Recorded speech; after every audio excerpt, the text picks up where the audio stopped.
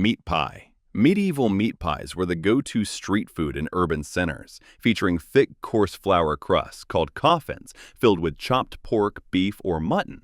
These pies combined whatever meat was cheapest. Spices like black pepper, cloves, nutmeg, or cinnamon boosted flavor, while dried fruits such as raisins added sweetness. The crust was more a cooking vessel than a treat. Wealthier folk discarded it, but poorer people ate it to avoid waste. Cooked over wood-fired ovens or hot coals, these handheld pies were sold cheaply at markets and street corners, providing a warm, filling meal for workers, travelers, and city dwellers on the go. Pottage. Imagine a pot simmering for days. This was perpetual pottage, a thick stew made from barley or oats, simmered slowly with onions, leeks, beans, and cabbage. Peasants prized this filling dish, often adding scraps of meat or bones for extra flavor. Salt, herbs, and garlic rounded out the taste. Prepared in large cauldrons over open hearths, pottage was cheap, nourishing, and fed entire families.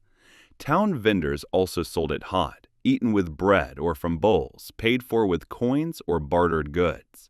This staple was a backbone of medieval diets, sustaining people from dawn to dusk. Ale cakes. Ale cakes were the medieval answer to a quick, energy-rich snack. Made from flour mixed with ale or beer, sweetened by honey or sugar, and spiced with cinnamon, nutmeg, and ginger. The fermentation in ale gave the cakes a light, airy texture. Cooked on hot griddles or baked in ovens until golden brown, these cakes were popular near taverns and markets. Workers often grabbed them between meals or after long shifts. Sold for pennies, ale cakes were affordable, filling, and comforting, perfect for a casual snack or treat on the way home after a hard day's work. Cheese and bread. Cheese and bread formed the foundation of many meals, especially for those without access to meat. Bread, often dark and coarse from rye, barley, or oats, was made in communal ovens. White bread was a luxury reserved for the rich. Cheese was homemade or produced by village specialists, pressing curdled milk from cows, goats, or sheep. Goat cheese thrived in mountainous areas. The cheese was firm and salty, lasting weeks. This combo required no prep and was portable, eaten at work or on the road. Sold in markets for small coins or bartered for goods, bread and cheese were simple, reliable, and satisfying. Meat skewers. Meat skewers were a convenient smoky snack resembling today's kebabs. Vendors used cheap cuts like lamb shoulder, pork belly, or offal such as hearts and kidneys. Lightly salted and flavored with herbs like rosemary or sage, the meat chunks were skewered on wooden sticks or iron rods and grilled over open flames. Frequent turning ensured juicy, flavorful bites. Popular at markets and festivals, skewers were sold for a few copper coins and often eaten on the spot. The aroma of grilling meat wafted through crowds, enticing hungry passers-by to make an impulse purchase. Honeyed nuts. Honeyed nuts were rare and prized sweets, especially during festivals when sugar was scarce. Vendors roasted almonds, walnuts, or hazelnuts to bring out oils, then coated them with warm honey, infused with spices like ginger, cinnamon, and cloves. The nuts cooled into sticky, fragrant bundles wrapped in cloth or leaves. Costlier than everyday fare, honeyed nuts were reserved for saints' days or weddings.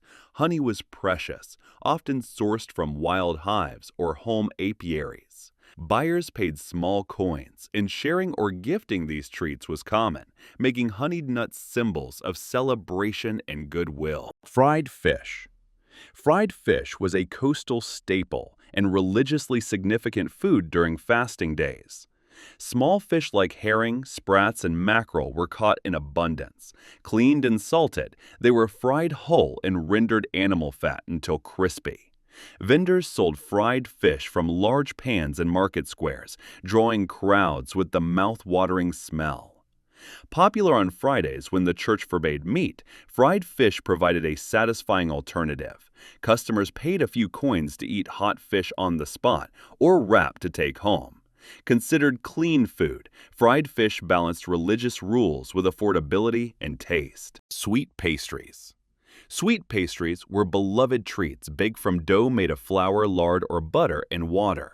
Bakers filled them with fruits like apples, pears, plums, raisins, or figs, sometimes adding custard or ground nuts. Shaped as open tarts or sealed turnovers, these were baked in stone ovens until golden and flaky. Spices such as cinnamon, ginger, or saffron enhanced aroma and flavor.